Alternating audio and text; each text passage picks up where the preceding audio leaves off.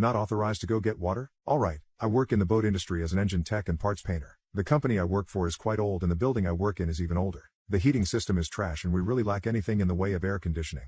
And it's boiling outside right now. Earlier today, I had started overheating really quickly as the temperature rose in the building. I have a medical condition where my body can't regulate temperature well, meaning I am at risk of passing out. I was going to go get a bottle of water from the fridge to help me cool down, when I was stopped by one of the company's managers.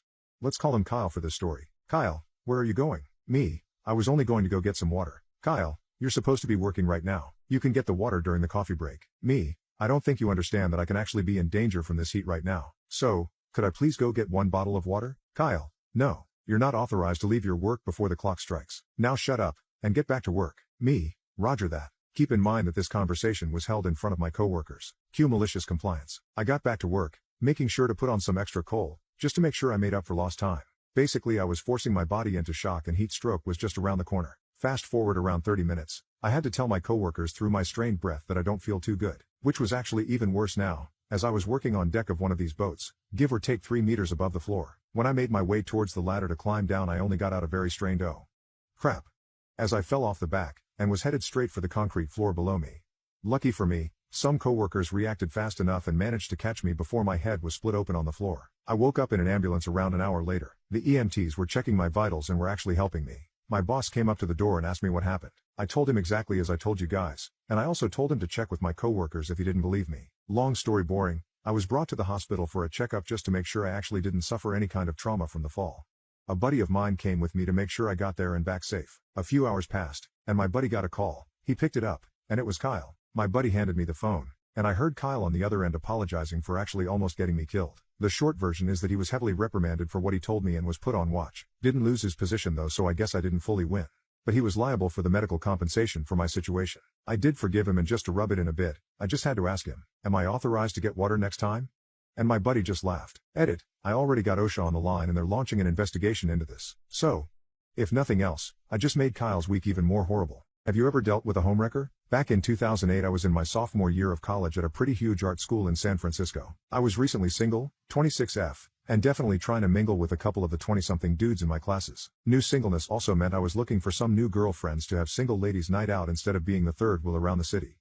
So I get a bit chummy with this girl in one of my classes, who I'll call Monica. Monica is really talented at the same things as me and we have a similar fashion sense. We even have pretty much the same hair and makeup. We hit it off really well and started hanging out around the city. A month or so into our new friendship, I disclosed to Monica that I have the hots for nerdy glasses guy in our class. I tell her I've been a little shy about saying hi but wanted to ask him out for a drink. She acts nonchalant about it all. Next day in class, this girl cannot stop gushing all over nerdy glasses guy and basically clinging herself at him. I'm like, yo, what the hell, to her, and she's like, what do you mean? All innocent. I probably should have just ditched that mess right then, but I was a naive idiot. She hooks up with nerdy glasses guy and I'm like, hey, forget him. Some more time passes and we end up getting some drinks after class again. She asks me this time, who are you into these days? So I tell her, I'm weirdly into no deodorant dude because his musk is kinda manly.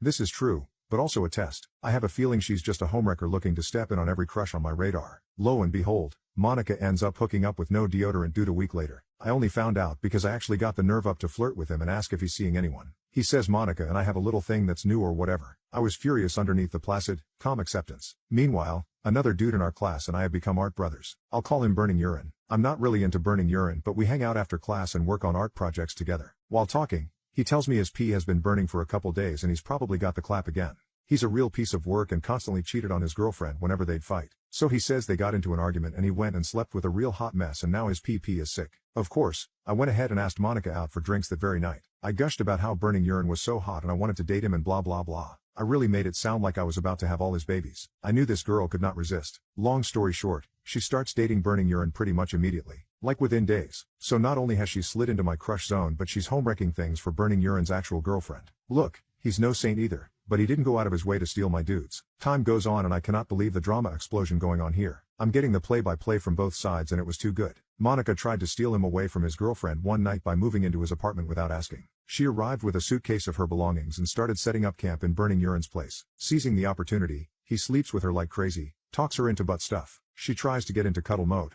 but he's like, nope. Burning Urine takes all her stuff out to his 5th floor balcony and throws it into the street. Suitcase, clothes, shoes, toothbrush, everything, including the clothes she'd been wearing before they slept. So she's screaming at him, he's throwing all her stuff, and then his girlfriend shows up. She pushes Monica out of the apartment into the hall, unclothed, and locks the door to fight with burning urine next. Monica does the ultimate walk of shame to pick her stuff up off the street and cover her dizzy self before heading home. Couple days later, burning urine relates the story to me, then adds he went to the clinic. Yep, it was the clap. Monica tried to boohoo to me about it, so I just told her, yeah, I wasn't really into him. I just knew you'd sleep with him if I said so. Has anyone ever hired a private investigator for you? I was 18 years old and a young girl lived in the same apartment complex as me. Now this girl was a very nice girl, and even looking back, a very pretty and attractive girl, considering she was 14, but morally, I knew better than that.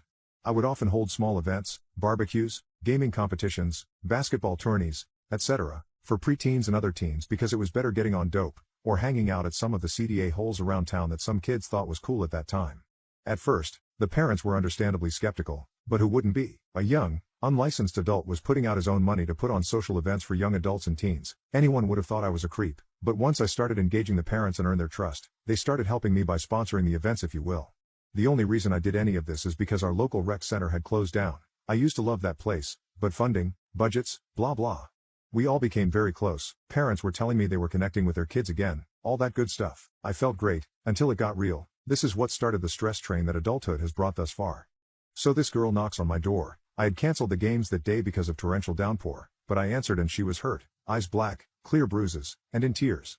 I immediately threw a towel on her, and asked her what happened. She told me that she had been assaulted and forced down by two older guys. That's all it took. I insisted on calling the police and her parents immediately. Thankfully, she let me. Anyways, after a week or so, the police were dragging their feet, but she was doing well, but her connection with me had appeared more than friendly. She would touch, hug, and just put me in a weird spot. I wanted her normal, too, not like this though.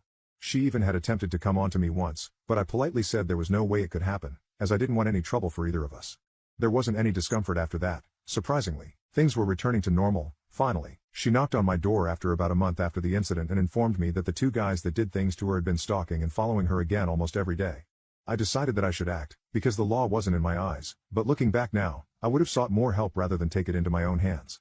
But I was mad. They hurt a kid, not good in my book. She was a very sweet human, and didn't deserve that horror. The next day, just like clockwork, they were following her. She gave me the signal we discussed the day before, and alerted me that it was them. She had no idea what I was planning, but they were there, saying crude and derogatory things, teasing, exposing themselves. I was mad, so mad my body felt like pure ignited gasoline. I went right up behind them, yelled at her to run like hell, and banged one in the face with a tire rod. The other got a shin to the manhood while he was trying to zip up his piece, then took a fist to the side of the head.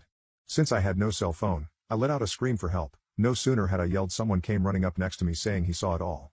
Turns out, he was API, hired by her dad to follow me. He thought I had been involved in the assault on the girl. He had been following me since they reported the incident, and her dad was convinced that she was covering for me for some reason. This guy had everything on me: emails, MySpace info, family history, just everything. But he had nothing pointing to me being the bad guy in this. He carried zip cuffs on him, and called the police. The guys who did it to the girl were 28 and 29. I got a minor assault charge from the older guys, but the judge dismissed it immediately. Last I heard they were both denied parole for their life sentences. Got a call from her dad later that week after the paperwork, politics, and red tape. He invited me over, we had some beers and became very good friends since then.